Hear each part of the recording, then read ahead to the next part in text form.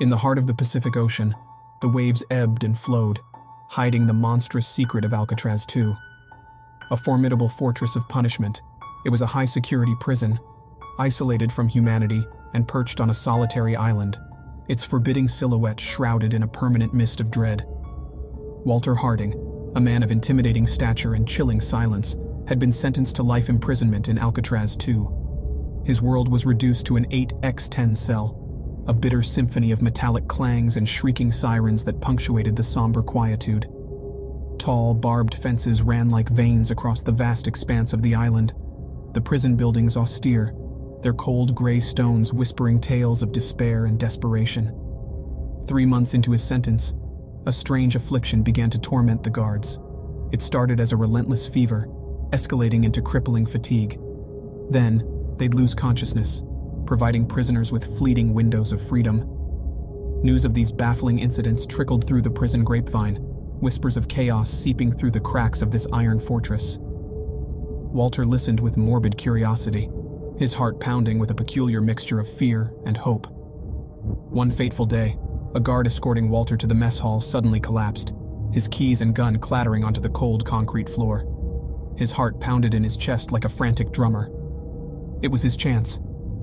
With a swift movement, he grabbed the guard's gun, keys, and bolted down the corridor, the alarm's wail echoing in his ears. As he navigated the labyrinth of cells and corridors, he noticed the guards. Some lay unconscious, their faces a sickly pallor, while others lumbered aimlessly, their eyes clouded with a frightening glaze. Their once authoritative figures now bent and twisted, grotesque caricatures of the living. He felt a chill run down his spine. Something was terribly wrong. Making his way through the winding corridors, Walter emerged into the central courtyard. His heart froze. A living nightmare unfolded before him.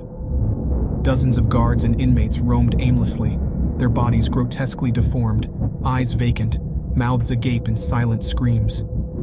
The prison was infested with walking corpses, zombies. Refusing to succumb to the terror gnawing at his sanity, Walter fired at the approaching monstrosities, the deafening roar of the gun echoing his fear and desperation. Each bullet found its mark, felling the ghoulish figures that dared to cross his path. With the path momentarily clear, Walter sprinted towards the boat dock, the only escape route from this hell. His heart pounded in his ears, adrenaline surging through his veins like wildfire.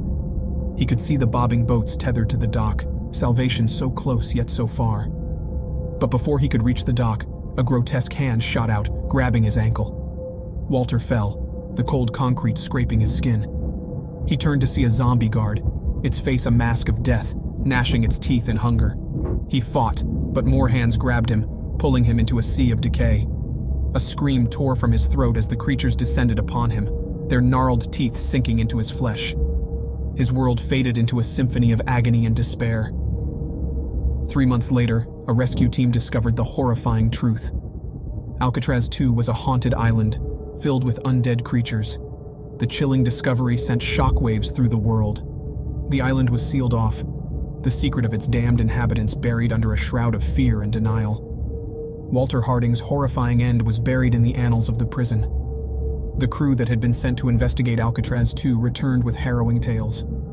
The island was a haunting tableau of desolation. Devoid of life, but teeming with the macabre dance of the undead, it was a chilling testament to a catastrophe that had unfolded in secret.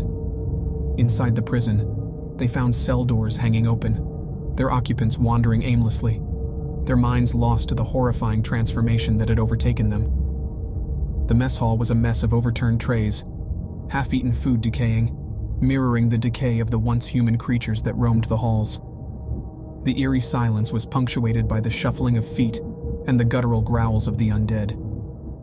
The crew ventured into the courtyard, the epicenter of the horrifying spectacle. Here, they found Walter's remains.